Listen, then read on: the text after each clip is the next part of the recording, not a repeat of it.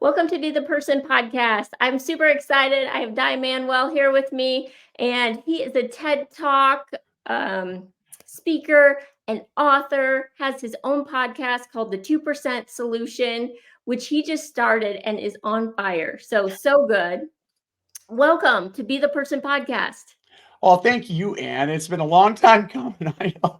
My calendar's been a little bit of a mess, I'll be honest, and I'm going to own it. And your grace has been just amazing in understanding all my rescheduling.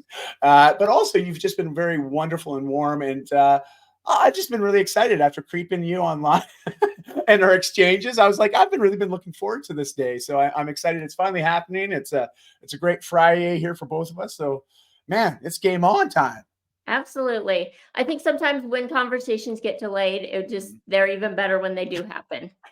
Good attitude. I'm going to take that one. Well, let's start out. I love people's story. So tell us about you. What do you do today? I said a little bit, but I know there's so much more. And then how did you get to where you're at? Oh, yeah, well, I wish it was a straight line. Probably would have saved me a whole lot of grief.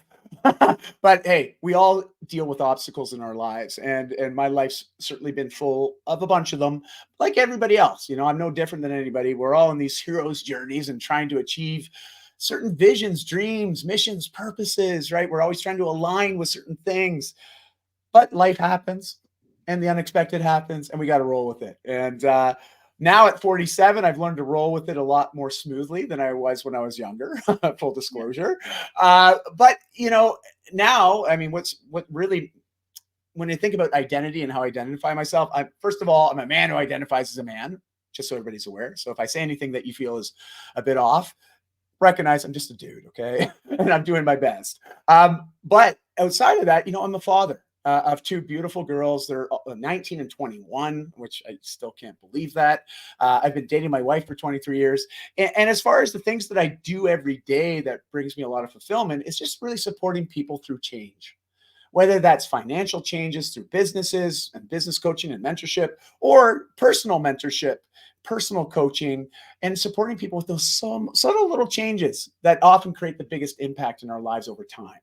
And that's the stuff that really, fills me up. And so, yeah. And as far as how did I get here? Well, do you want the short version, the medium version, or the way too long for a podcast version? Let's go with the short version, and then we're going to jump into it more. Okay, well, the short version is I grew up just outside of Toronto on the other side of Canada, moved to Vancouver when I was 18. A big thing of why I moved across the country was my childhood. It was fine, but my teenage years were pretty challenging for the early days, specifically from about age 10 to about 15. I kept putting weight on to the point where by the time I was 15, I was morbidly obese. And, my BMI was well into the high 40s, just to give you some perspective on this. So I was quite unhealthy. And it's, what, I pointed fingers at everybody else, blaming them for my situation. But to be honest, I was the one that kept putting that certain food in my mouth. And it wasn't like, hey, mom, pass me more salad, please. Okay. That was never out of my mouth, by the way. But also on top of that, I had a very inactive lifestyle. Played a lot of video games, watched a lot of movies, because I was also dealing with quite a bit of social anxiety and some other mental health challenges just around anxiety and depression based on my health. And so I started to withdraw more. I wasn't as outgoing, and that was noted. And at 15, I just got to a place where I was actually more afraid of the idea of not changing than changing. And sometimes we have to get there, and I'm sure a lot of people can relate. I'm sure, Anne, you have stories where that's happened to you too. And I had that moment and that realization, like, if I keep doing what I'm doing, that future that I'm afraid of is going to be my reality. And in fact, as bad as I think it might be, it'll probably be worse. So why not try to do something different? Now, I was intimidated by the idea of change, like most people are. I mean, we're fairly change avoidance. That's pretty much the status quo for most of us. I mean, we like things to just be the way they are and try to stay the way they are, especially when things become really good in our lives. It's like, oh, no more change. It's perfect right now, and the more we hold on to it, the more it changes. And it can be frustrating and scary. And, so for me, it was just, I realized I had to do things differently than I had done it before. And I knew I needed to educate myself because I had no idea on how to get healthy. And so I did what I thought was best. I went to the library. I got books out on fitness, nutrition. I convinced my dad, who was very supportive, as well as my mom, to buy me a mountain bike. Because I remembered as a kid, I loved getting out on a bike. So I knew I had to do something, because this is what everybody said: do something that you like, something that you enjoy. And so I did. And I started biking every day. Wasn't very long at first. I was like a couple blocks, quite literally. But over time, I'd build up some volume. I was changing how I was eating. And within about 6 to 8 weeks, it was really, I can't pinpoint it, but I remember being out on a bike ride one day, and there was this little hill, and I always referred to it as this mountain, or the Everest on my bike ride. Most people would look at it and be like, that's not Everest. It's not even base camp. Okay. Like but to me, as a morbidly obese kid that hadn't been active for about 6 years, it was the biggest mountain I could imagine. And I remember the first few times, and actually this is going on for about a month, I would have to walk my bike up. But every time I'd come to it, I could get a little bit further. Mhm. And it was sometime between month 1, month 2, I came to that. And I just had my head down. I felt like that little choo-choo train that could, right? I think I can. I think I can. I just remember that as a kid. I honestly had that going through my mind while I was listening to Nirvana on my dad's Sony Walkman. I'm dating myself right now. Yes, the old yellow brick. That's what I was wearing. And I remember just keeping down, and all of a sudden it got easy. I was like, oh, I'm on the mountain. I ascended. I got to the top without getting off the bike. And it was like a light bulb went off when all of a sudden I realized this is working. Yeah. Change is happening, and it's happening because I'm doing things. I'm taking certain actions, and it's creating the result that I wanted. And it was a very valuable lesson for me to learn at that age, because I come back to that memory quite frequently when I find myself running up against obstacles now. It's just remembering, there's always a way around it. But one thing that I've learned, and I've had to learn through vulnerability and getting better with vulnerability, is how to ask for help and to seek support when I can't support myself through certain things.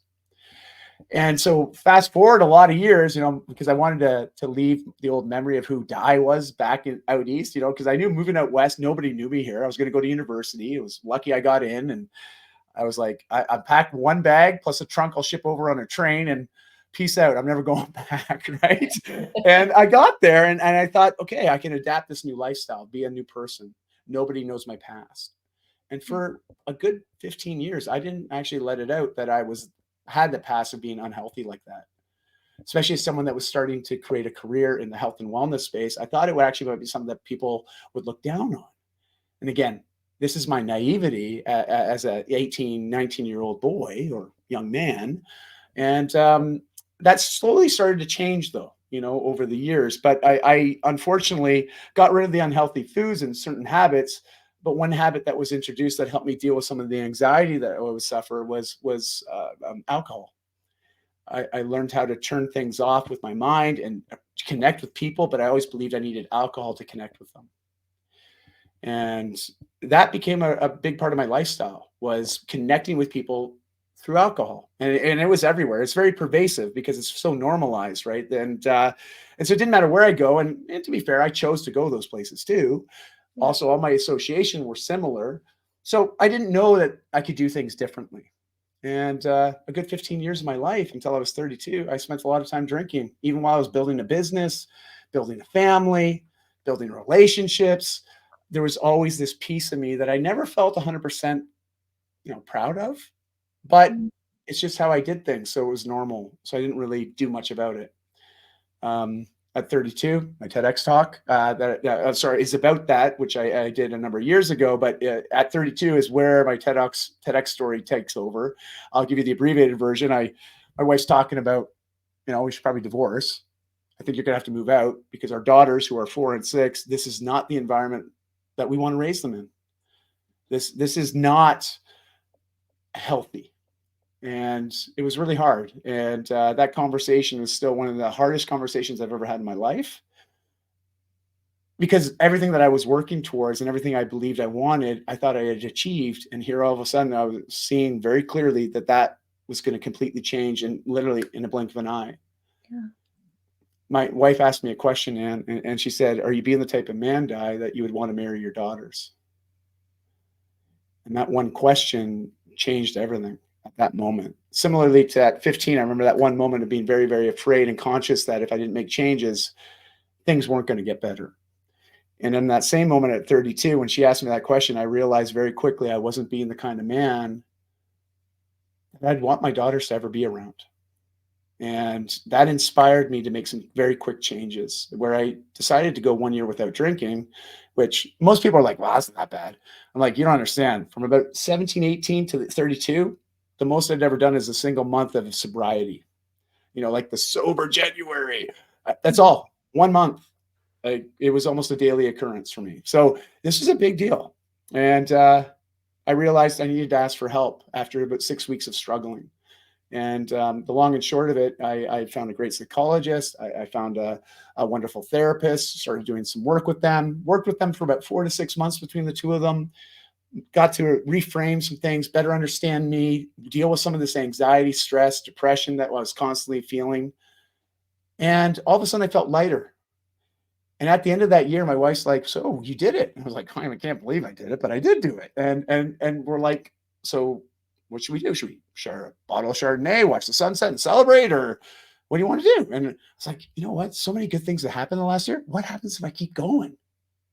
My wife's like, I don't know. And I'm like, I don't know, but why don't we find out? And well, 15 years later, here I am talking to you. I still haven't had a drink. Not that I'm afraid that I couldn't have one. It's just my lifestyle. I don't ever feel a need for it, and I'm not here to vilify alcohol. I'm not here to tell people don't drink. Like that's not the message I want people to take away from this. But the message is if you have certain habits that are holding you back, like drinking was a big one. Well, what happens if you change that habit or remove that habit? What do you think would happen to everything else in your life? Do you think it might get better, bit better? Well, what's the risk in trying to see? And that's my invitation to people. And after 17 years of running a business from about 21 to about 36, 37, I decided that wasn't for me anymore, left the industry, the fitness equipment space, and started to become a coach and mentor to people to help them with what I do today, as I explained at the beginning of our conversation. And here I am, living in Vancouver, kids off at school. My wife and I live together, and I get to help people every day. And that's me. I love that. I love that question too that your wife asked you. What a powerful question, especially I have a daughter that's 20. I know you said you have one that's 19 and I'm right 21. between. Yeah. So, I mean, just a serious question at this point in life of like, who do you want your daughter to end up being with? Really is a powerful question. It's amazing. Powerful questions, right? Have this instant just effect on us emotionally and psychologically. Like, I mean, we're very thinking type people, but we're also more importantly feeling people, right? Like we're sentient beings. So I always tell people, it's like, we're not humans that choose to be emotional. We're emotional humans, and when you get asked kind of those very powerful clarifying questions, it causes an instant shift in our energy. And you either decide to do something with that, listen to it, or you try to avoid it and run away. and I always invite people, well, hey, don't run away just quite yet. Like sit with it for a little bit. Ask yourself, why does it make you uncomfortable? Yeah. And what is it about that question or that's really making that emotional sort of, oh, that doesn't make me feel very good? Because it's probably actually the way that you would answer it in that moment that is actually creating that feeling of not making you feel very good. Because you actually are admitting some of the things that maybe you're doing that are holding you back. And that's like, self-accountability at the highest level. Like it's like, oh yeah, this is me, man. This is all on me. But it's also on me to change it if I want. And that can Yeah. be really empowering too. How did you do that? I know you said you hired a coach, a Yep. psychologist, but I'm guessing a lot of people are listening to you thinking maybe it's not alcohol, maybe it's something else, but Yep. they're thinking, yeah, I have that one thing, but I can't give it up. It's who I am. Mhm. How did give us some tactical like on the how to? That's a really good question, Ann, and not always the easiest to answer, but Yeah. you know, because you did mention the identity piece. And when we become so much to the point that we identify who we are with something that we do and we Mhm. do regularly, it's really hard to separate the two because we feel like we're losing a part of us. Or also it creates this big question mark over our head, like, well, if I don't have that, then who am I? And that in itself can be seeming like a more daunting question in itself because we figure we're trying to spend our whole lives just trying to answer that question. Who am I? Like, what the heck am I here? Yeah. And what I found was, and what really started it, because if I'm perfectly honest, and I know there's other people out there that have probably similar opinion to this right now based on their own experiences, but up to that point, when I finally decided to get help and ask for help, um, I was very afraid of asking for help. And I never asked for help. Like that was really the first significant time in my life where I really got vulnerable and I started to extend a hand saying, this is a change I want to make. Can you just be supportive of me making this change? But that was a moment of vulnerability where I had to basically put myself on the line and invite potential judgment, negative feedback, all of a sudden shift people's perspective, who they thought I was to now who I'm trying to be. And sometimes if that didn't line up with what they wanted or what they wanted me to be like, Yeah. well, it could create those little ruffles. And again, I was afraid of all those things. And then there's this one night on the couch with my wife after I'd made that decision to go 1 year. And this is about a month to 6 weeks into this period of sobriety, which is really hard at that point, because I was struggling in just dealing with everything because I had this coping mechanism that worked. I mean, not very well, but it worked. It allowed me to unplug. It allowed me to just sort of create a routine to unplug at the end of every day. If I had a stressful situation, a hard conversation with a supplier, oh, don't worry, I can drink when I get home later. It'll all be good. I can pick it up tomorrow, and that was just normal. But my wife and I were sitting on the couch and she just looked at me. She's like, what's going on? Because she could see I was struggling. And she just looked at me and she put her hand on my lap, grabbed my other hand. She's like, just what's going on? How are you feeling? Now, my wife and I had been together almost 10 years at this point, and I had never been truly open with her about how I was feeling inside. It's easy to express the positive emotions. Sure. It's easy to express anger. I mean, I watched and I grew up seeing people do it all the time, so it was normal. But these sensitive emotions, these authentic emotions about how I was internally handling things at that moment, I didn't have the words to articulate it. And because of that, it created a bit of a barrier. I didn't know how to talk about it. It felt hard to talk about. It felt weird. And I was afraid that she might judge me. She might look at me differently, not love me as much anymore. And honestly, these are all the thoughts that were going on in my head, right? And Sure. Yeah. most people feel this way when they're getting vulnerable. We're getting raw and real. And I don't know what happened, but in that moment, it was like, and I say this, and I'm like, if you've ever seen the movie Dumb and Dumber, there's the scene when they're in Aspen and he gives them all the laxatives and Daniels is on the toilet. And he's just like, anyways, it's a very funny scene, but he's stuck there and it's just like, bleh. I had that moment, but it was like verbal diarrhea. Like it was like a stream of consciousness for about 30 minutes. I just went bleh on my wife. And she did the best thing she could in that moment. She sat there. She kept gaze at me. She looked at me. It was active listening. Like I felt her there. I felt that she was hearing me, not just listening, waiting to talk. And after those 30 minutes, she just looked at me and she said, you know what? It's going to be okay. We're going to get through this. I love you. And I think you should talk to somebody. And it was in that moment where I was like, okay, you know what? Maybe you're right. Maybe I do need to talk to somebody. Because initially I was kind of triggered. I was like, what do you mean? I just told you everything. And Right. now I got to go tell somebody else. And, but she was right, and I had a real negative stigma or association with mental health support. And that was just who I was. It was also the people I associated with. They spoke down on that. I was afraid people might think I'm crazy. Like this is, again, I'm being very honest right now, very transparent. I know some of the language I'm using might be triggering for people, but please recognize this is who I was just over 15 years ago. So I am referencing the way I was thinking, the way I talked. And, that was that moment where I realized being vulnerable doesn't have to be as scary as I was making it up in my mind. In fact, it brought my wife and I closer. And it really saved our relationship. And I knew at that time it was still hard. I mean, it still is hard to be vulnerable. I got 2 daughters. I mean, it's not the easiest of things for me to get raw and real with them. It's gotten a lot better in the last 15 years with a lot of practice. Is it perfect? Far from it. Yeah. But we connect. And that's what matters most to me. Yeah, that's so good. Do you think that was really the first time in your life that you on the couch with your wife had gotten vulnerable? On for something like of that nature. Okay. I think there's different degrees of vulnerability, obviously, and because I mentioned the emotional component to being vulnerable at times, there's a lot of fear associated with that. Especially, I do a lot of men's mentorship, and in the conversations I have with other men, that's always one of the biggest fears is that we're afraid other people may judge us, look at us differently, or use what we say against us later. And Mm. so, because of that, we don't want to open up. We don't want to let those people in. We don't want to share with them. And it wasn't necessarily that, but I had a certain persona that I was trying to uphold. And even behind closed doors with my wife at times, I was still trying to be that guy. And you have to understand, after moving away from Ontario, this is a big part of it, was I was trying to shed the old identity of who I was to create somebody new. I was still struggling with a lot of things, but alcohol, I believed, was the thing that was helping me through all that stuff.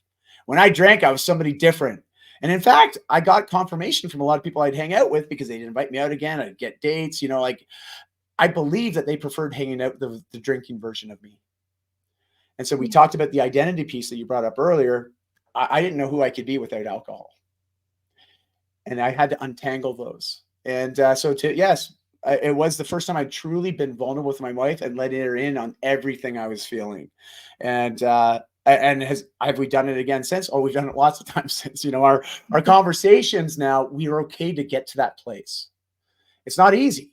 It's never easy. It's a challenging conversation, especially when you're dealing with things that bring a lot of stress, a lot of anxiety, a lot of self ridicule or self judgment. It's not an easy conversation to have, but it's probably going to be one of the most worthwhile and cathartic conversations you can have. And I can almost guarantee that. I'm not a psychologist or, that's not my specialization, but I can speak from my own personal experience and that of others that have gone through this, that have shared this with me. This is a very real result of when we use vulnerability in we get more comfortable with that, but in a healthy way, Yeah. not, and so, yeah, that's it. Isn't that crazy how it ends up connecting us, but we're so afraid of it? And we just I know Uh, Jeff and I had this too in marriage for the first several mm, years. It wasn't around alcohol, but other things.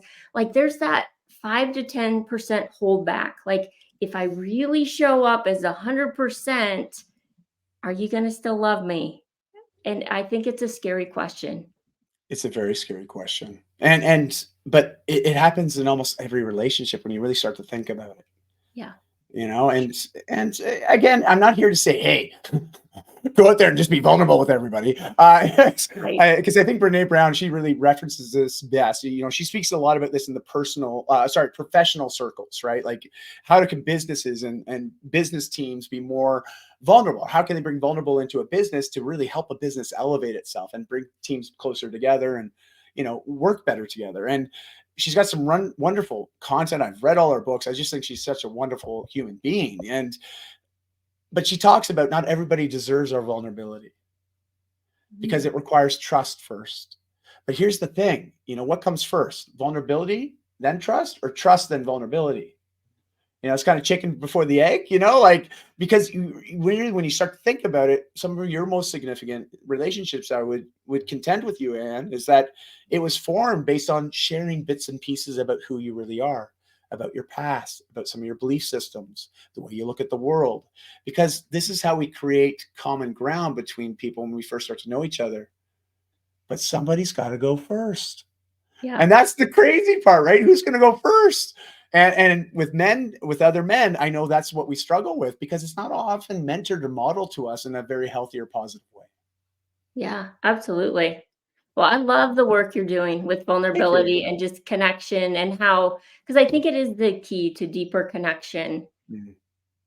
Tell me a little bit. I want to shift gears just a little Sure. bit into you started this 2% Solution podcast, which I've been loving. Oh, thank you.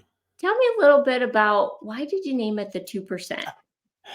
Well, so 8 years ago, I published a book called The Whole Life Fitness Manifesto. And, like you, I know we've both been around the fitness industry quite a while. We've been around the health industry and the wellness space is an interesting space. And I won't go off on the sidetrack, but, I used to go to trade shows and conferences all the time. And I'm like, we're all supposed to be healthy advocates, or advocates for being healthy. I'll tell you, some of the people I meet not very healthy, and this thing that I would often get myself around, especially around consumers or general population and people that were wanting to make physical or health changes. it's not always easy, because we do have certain habits and whatnot. But the amount of excuses I would often hear were remarkable. Just being in the fitness industry for almost 30 years now, I've literally heard it all. I don't think I've ever had an excuse surprise me now. And one of the biggest ones I would hear people refer to is obviously time. I don't have time. I'm so busy. I got the kids over here. I got the career over here. I've got this, that, and everything else. I don't have time to be healthy. I'm like, oh, okay, fair, fair. Well, do you have any time? And people often tell me, no, I got zero time. I'm like, okay, tell you what. And when this happened many, many years ago, I remember asking this one gentleman that came into one of my stores. I'm like, okay. I get it. You got no time. I don't know why you're even in here looking at fitness equipment, to be honest with you. But okay, you got no time. Your doctor said if you don't do something, you're going to die. Okay, so there's your motivation for wanting to get healthier. Yet he was still fighting it, right? Like just still bringing up excuses. And the biggest one was just like, and he was a very successful business owner. I appreciate he had a very full life, but he was recognizing that his health was starting to negatively affect that. So you can see that there's a little kink in the armor. He's starting to recognize, okay, I can see the connection between my performance and my professional life and how I'm not putting any time into my health and how it's starting to adversely affect that. So I had a little bit of an opportunity to get in there.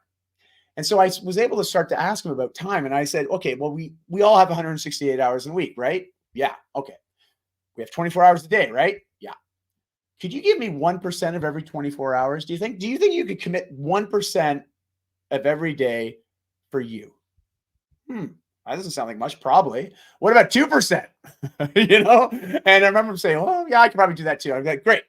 Well, that's 30 minutes. And then before that, he had already told me he didn't have 30 minutes, right? Like we had a previous, and it was funny just how we present it can shift things sometimes. And so this idea of the 2% solution is really this idea of making a non-negotiable 30 minutes every day to move the needle forward in the area that you most want to see change happen. And I often invite people, think about I forget the gentleman who wrote the book, but The One Thing. His whole premise of that book was, if there was one thing that you could do and only energy to do one thing, what is the one thing that you could do that would make the greatest impact, not only in your life, but to everything else that's connected to that? And so my invitation to people is figure out what that one thing is, commit 30 minutes or 2% of every 24 hours, make it non-negotiable. It's like you have to show up for a work appointment. You're not going to miss that. You make a commitment, keep it, and keep that commitment to yourself. But you'll see very quickly over time that 2% every day compounds into big, big change. And it actually doesn't take that long. So that's where the 2% solution, because I have guests that come on every Wednesday and they share whatever that 30-minute habit has been for them to get them to where they are today. And everyone's got something that they do really well, very consistently, that's helped them become who they are. And so my platform is really just trying to tell those stories. I love that. I Yeah, love thank that. you. So I'm curious, what is your 2%? What does that look like for you? Well, it's changed, and at different periods of my life, that focus and an intentional time does shift. But I have certain habits that are daily. I can honestly say when I first started my transformation at 15 years old, my goal was just to get it on the bike every day. And I didn't even quantify it with time. It was just get out for a ride, and over time it built. But when I first started, it was like, can I go 3 blocks and home again? It was starting with small incremental steps. And I eventually built to a place where I was getting out for at least a half an hour, if not more, in a day. But it started as something small. I think back to when I was in my previous career. I was a founding partner of a retail company that sold fitness equipment, accessories, apparel, supplements, all that good stuff. It's anybody in the fitness industry, they come in and be like, wow, this is our toy store, and loved it, enjoyed the industry. But over time, things started to change, and I had different passions I wanted to pursue. So even though I was still working more or less a 9 to 5, 5-6 days a week, I was also starting to do things on the side, like writing for a blog. Some people call that a side hustle. For me, it was never intended to be something other than just something I was passionate about. I used to like to write. I used to like to share ideas and teach people through ideas sharing. And so I started a blog. And for me, it was just a writing practice of 30 minutes a day. I could do it either before or after work. but I do it every day. I try to write at least one small blog article, you know? And over time, though, this memory, this ability in me just built. And it got to a place where I became very efficient at writing, very efficient at communicating and simplifying ideas. Now, that was over a span of years, but eventually came to a point where it gave me an option when I did decide to leave that career. I had actually built something on the side that I could lean into and monetize. So it gave me a choice. And that was something that just came from a daily 30-minute habit, you know? Yeah. I love Yeah. that because it really adds up. You're right. I think sometimes people think in a career what they're doing, I have to start this fitness thing and I have to work out 6 days a week, an hour and a half a day, or I Oh, have to leave one career and go to another. And it's just such a I love what you're doing with 30 minutes a day. You thank can you. see that adds up to so many hours in a year that Incredible. you're unrecognizable. You're absolutely correct. And the whole premise of the book that I wrote was all around this idea of the 2% solution, but it gave people a set routine that they could commit to doing for 28 days that would involve 30 minutes every day. And the way I always say it, so if you're looking to make health changes, I think this is one of the most effective ways to do it, especially if you're just getting started. And that's who my book really caters to, is people that are just, I don't know what to do and I don't know how to start. And so it's like, give me 30 minutes a day, 28 days. And the way it works is it's 15 minutes of movement with purpose. It's always body weight based. So you don't even need fancy equipment. Get enough room to put a towel on the floor. You got enough room to do a workout. Okay. And so it's 15 minutes of movement followed by 5 minutes of meditation. Because it's always easier, I find, to introduce meditation or breathing exercises to people when they're coming down from a workout. You know, like you're Mhm. already gasping, you're like, oh, that was tough. So centering your attention on your breath and trying to lower your heart rate, I find it's a great introduction to help people build a meditation habit. And then immediately following that, so you've now moved your body, you've now refueled with some positive energy into your body with that little bit of meditation, calm the nerves. Now, for 10 minutes, you're going to inject some positive ideas and messages and information into the muscle between the ears.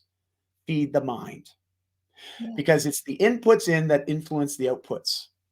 You know, basic scientific method. If you don't like certain things, you got to look at the things that you're doing every day because it's affecting the results. And fitness is very, very apparent with this, right? It's calories in often reflects on what shows up on the outside, right? And fitness as well. And so this 30-minute ritual, I find is very good at helping people just get started and start to manifest some healthy habits. Yeah. So Yeah. good and so easy or Mm, simple, I should say, but definitely not yes. easy Well because said. people they have to actually do it. That's a bummer too. Yeah, I know AI hasn't figured out how to do things for us yet, at least on the physical side, right? We still Yeah. got to go to the gym. We still have to choose how to eat. And but you know what? It's fun once you get into it and you start to realize how it supports every other area of your life. Yeah.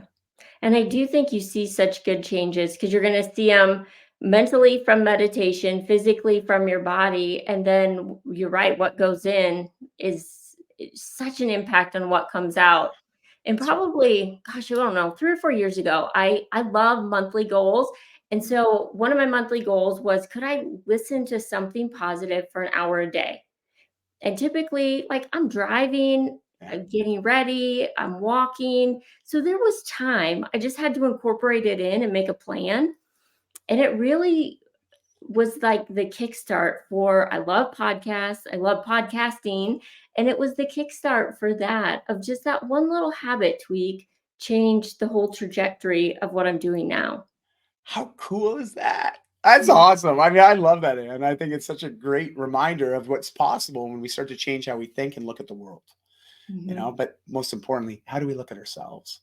Because when you change the internal view, the external view changes instantly, right? It's wild how impactful that can make it. And so I can just imagine, man, an hour a day, that compounds really fast, you know? That's awesome. That's really cool. Yeah, and I still continue that habit. I don't time it anymore, but anytime I have free time, like I do a lot of driving. I still have a kiddo at home that needs rides a lot of Yeah. places, so we do a lot of driving. So we listen to podcasts and walking my dog, all those things. So it really is just a choice of making that intentional. That's so good. So good. I like it. I like it a lot. Yeah. I know that you talked a lot. I listened to the first episode you did, and on the overall, the whole life fitness, Mhm. because I love that concept. And can you tell us just a little bit more about that? Mm. Sure. Well, fitness is interesting because I always look at if you want to change your health, Yeah. fitness is one of the best conduits to influence change of your health, like very quickly. When you start to move your body with intention and elevate the heart rate, burn a few extra calories, move your body through some sort of resistance, positive adaptations have to happen. Your body has to adapt. You're giving it a little bit of stress, but it's under a controlled setting, right? Yeah. And your body adapts. You become more resilient. Now, the same principle of applying fitness to improve your health, we can look at other areas in our lives, like our financial fitness or financial health, our physical health, our psychological health, our emotional health, our spiritual health, right? It's not just a physical thing. But what are the fitness metrics we can apply to those other areas to see improvement in those zones? And again, it's just that intentional activities to move the needle forward in those areas. But to get there, we have to sort of do a general overview of who we are, what's most important to us, but also where do we want to go? Mm. Because as you get clarity on that, you can start to recognize where are the weak links. Where's the kinks in the armor that I have to start to reinforce this? Because I always say we love to work on our strengths. As a personal trainer, I can tell you it's interesting because yeah, I've worked with so many clients in my 30 years in the industry, and I've never had a problem with anybody doing the movements that they love to do. I never get any pushback, right? Sure. I'll ask him to do a burpee. Oh, burpee. Ask a guy to do a bench press. Oh, all day long, and so we all have things that we're good at naturally or things that we've gotten good at over time. You'll always be good at that, okay? It doesn't take as much work to stay at a certain level. Not to say that you'll always be as proficient if you stop doing it, but it takes less effort to maintain. But when we look at some of our underperforming areas, sometimes we'd rather avoid those than actually deal with them and start to work on them with intention to make them better. And so I invite people start to look at your life and start to figure out what's most important, but also what's the area that if you improved would make your feeling about everything else maybe improve as well. And so, as a wonderful example, as I've coached people, sometimes people's financial fitness or financial literacy might be holding them back. They avoid the financial conversations. My wife and I went through a period of this, and it's been very challenging. And especially now, we got two kids in university. I mean, I wish they got scholarships. That would have been way better. But like it's a lot of outputs, and it creates some stress. It does. I mean, we both have incomes coming in, but still, it's tough. It's tough. We live in Vancouver. I mean, it's a crazy city. It's very expensive. And so there's those challenges, but there was a period in our life we would avoid the conversation about finances because I'd get very uncomfortable with it. Mhm. I'd get very anxious over it. So I'd rather talk about the things that I was comfortable with. It wasn't until I was like, you know what? I don't want to feel uncomfortable about this anymore because it's something that I'm constantly avoiding. And I know I can't avoid it because I'm also got my two daughters, whether they're aware of it or not, they see how we interact when we talk about money. Yeah. They're picking up on that because whether you know it or not, we're all role models and we're all mentors, directly or indirectly, very often passively. People watch, they see, they listen, right? And so we wanted to be better examples for our daughters. And so we needed to go through that uncomfortable period to really get more financially literate so we even knew the language to use. We understood some basic things so we could have conversations with financial experts and feel not so intimidated anymore like they were speaking a foreign language. I'm a fitness dude, man. I don't do finances, and which is funny because as I was building my business, I avoided a lot of the CFO stuff, right? I was CMO, marketing all day long, and operations, no problem. You want to talk about? No, you're the money guy. You deal with that. I was like, no, I'll deal with the sales, but I want to deal with how we reconcile everything. And so that was a very common action for me, and or avoidance. And so we started to work on that. And so that's the same thing I invite others to think about. Look at all the areas of your life and think about how can I be more fit in those areas? Because this is the idea of whole life fitness. Yeah, that's so good that they all go together. And I couldn't agree more. Like sometimes at the beginning of the year, I'll do this with my team or Mhm. Jeff and I will do it of just all of those areas and writing them out. Like, Oh, yeah. how would I rank myself in each one? And Ooh, like you said, what is the one that could really move the needle on my life the most? And focus there. it's so good too, because if you apply that 2% to that area every day, it doesn't take very long to start to see things change. Yeah. But you do have to get diligent and you have to commit the time. Hmm. You know, it's not time management anymore, it's commitment management, right? We manage how we use it. And this is one thing I just want to say real quick, because I'm sure there's people yelling at their radios or yelling at their headphones. They're talking to themselves like, blah, blah, blah, blah. Okay, you're not going to like this, but everybody's got one of these smartphones nowadays. They all have screen time trackers on them now. Now, this is just the phone. I'm not talking about TV time. I'm not talking about computer screen time. I'm talking about just your smartphone. And if you go in there and you look at the amount of time you spend in every 24 hours on certain apps, believe me, you've got 2% of every 24 hours to invest in yourself. I've never had anybody not, you know, and most people are very afraid, especially when I bring on new clients and I get them to do this exercise. They're like, I don't want to show you, you know, like, and I'm like, hey, it's okay. I'll show you mine if you show me yours. Right. And even mine, there's some days where I look at it, I'm like, holy smokes, I have had way too much Netflix this week, you know, like, whoa, got hooked on a show and boom, there goes 8 hours this week. Whoa, what could I have done with even just 6 of those? If I took 6 of those back, Yeah. only did 2 hours of TV watching, what could I have done with those 6 hours? Yeah. You know, I'm complaining about those things that I didn't get done last week. Is like, oh man, I could have done those in 3 hours. There was the time to do those things. So again, also radical accountability to be really honest with ourselves and recognize the habits that are holding us back. Yeah. Because it is that commitment. Man, it's hard to do on those things that you're like, whether it's financials or whatever it is, it's Mm, hard when it's like you're trying to learn or grind through something. so hard. And again, this is where experts in those fields, whether coaches, mentors, online courses, great YouTube channels by experts, the information is out there. Yes. It's just start looking for it and find the types of people that you feel can support you in gaining that knowledge and awareness. And then when you start to apply it, watch out because it now becomes internal wisdom that you can use for the rest of your life. So good. What about, I know you do a lot of coaching. Mhm. Did you see like one mistake that people make a lot? Mm. Well, I think a lot of this comes back to the time piece. Like either people are overcommitting their schedules or they're undercommitting. And what I mean by the undercommit, well, maybe I'll address the overcommitting first. Is like, you know, being regimented with our calendars is one thing.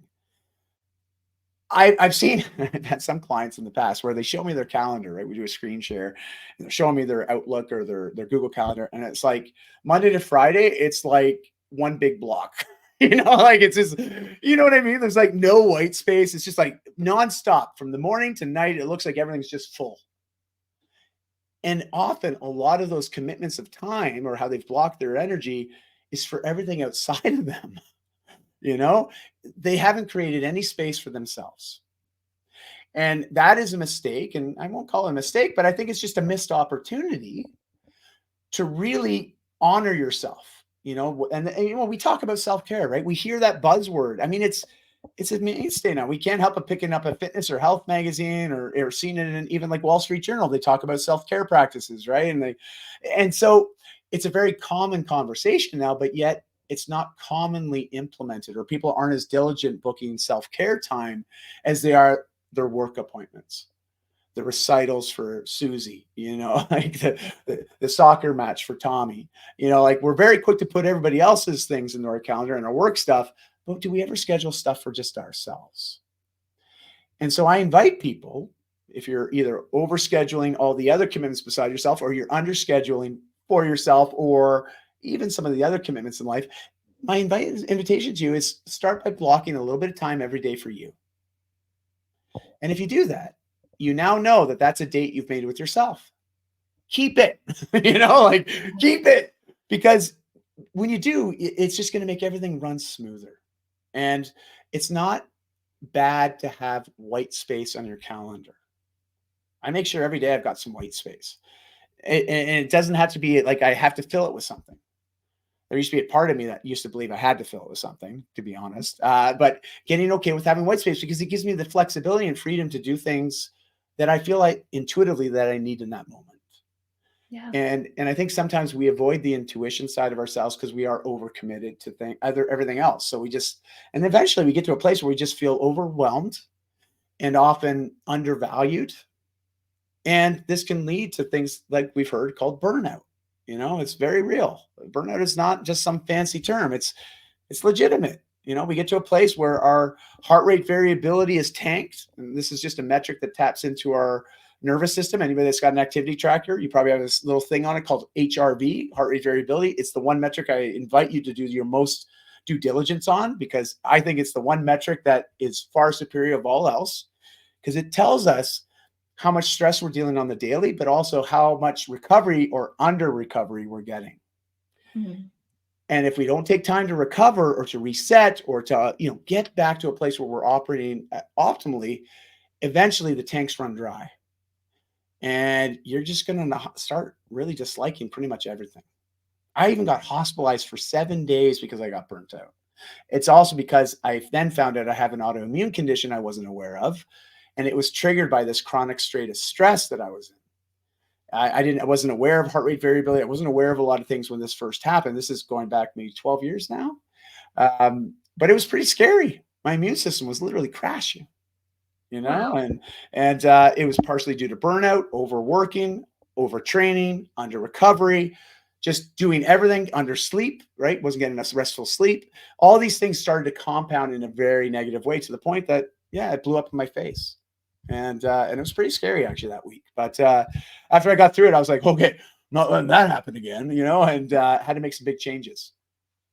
Yeah, and I'm guessing some of our listeners are thinking, "I'm at the brink of that." I know Mhm. I've been there myself of just it's there, the burnout, and I've really challenged myself the last month and going into March of having that margin, having that white space on my calendar because we need it. 1, the days never go like you think, and 2, I know that if I'm gonna be creative, sometimes I think, "Gosh, I need these good ideas," and under pressure, I can't do it. So if I don't have that, I I'm just not optimizing myself. That's so well said. That's like, ah, I honestly, I couldn't say it better. And that's absolutely the case. And the thing is, with conversations like we're having today, I hope people are becoming more aware of some of the language, but also some of the opportunities that are right in front of them to do Yes. something about that. Like, don't wait till it's too late, right? Like, don't wait till you're like lying on your bed, sick, thinking, oh, everything feels so hard. Because I equate to the feeling of when you're truly burnt out, it would be equivalent to like having mono. Mhm. Like people that have ever had mono, it is very hard. You just feel like you can't focus. You have very low energy. Your body hurts because your inflammation is through the roof. Like it's hard. So Yeah. don't wait for it to get hard. Do the little things every day so everything feels a bit lighter, and a bit more fun, and the energy's flowing a bit better. And again, like I said, you don't have to go to the gym for 90 minutes a day, an hour a day. Like it's just create a bit of space to move your body every day. Focus on what you're putting in your body. Make sure you get enough hydration, and try to get to bed without falling asleep to the TV. You watch out very quickly. Good things will start to happen for you. It's just small little things, but they create the biggest impact in this over time. Yeah. I love that. The 2% of your day, the 2% change. So there we go. Yeah, I That love what it. is the best way for people to connect with you? Oh, thanks for asking. I'm pretty active on social media, but most specifically on LinkedIn, Facebook, and Instagram. I am trying to understand the whole TikTok thing. 'Cause unfortunately, I've got two daughters that are, schooling me on TikTok. So if you're on TikTok, follow me. You'll start to see a lot more content over the next month. Especially, I've made a commitment with my wife every day. I'm going to post on TikTok for the month of March, which I've never been that consistent with TikTok. So that's probably why I've not been there very much. But and outside of that, I always invite people, check out the podcast, send me a message. I'm really easy to get a hold of. I do ask for a bit of grace because I'm the only person that manages all my social media. I don't allow anybody else to do that. So direct messaging, when you're sending it, believe it, it gets to me. If I don't reply right away, it's probably because I've got a few messages to reply to, but I will get back to you. I always do. And that's my invitation is like, hey, you got a question, shoot it over. I'd love to help if I can. Yeah. Thank you so much. And I'll make sure we put all those links in the show notes. But you've been such a tremendous guest today. Thank you so much. And honestly, thank you for the opportunity. Also, just the wonderful platform that you're creating, but also just the information and some of the content that you're now co-creating with these amazing guests and conversations. It's just such a service to everyone. And I know it doesn't come without a lot of hard work.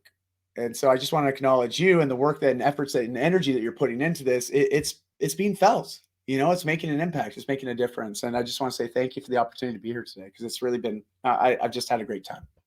Me too. Thank you so much. You challenged and gave me new ideas, so I appreciate that.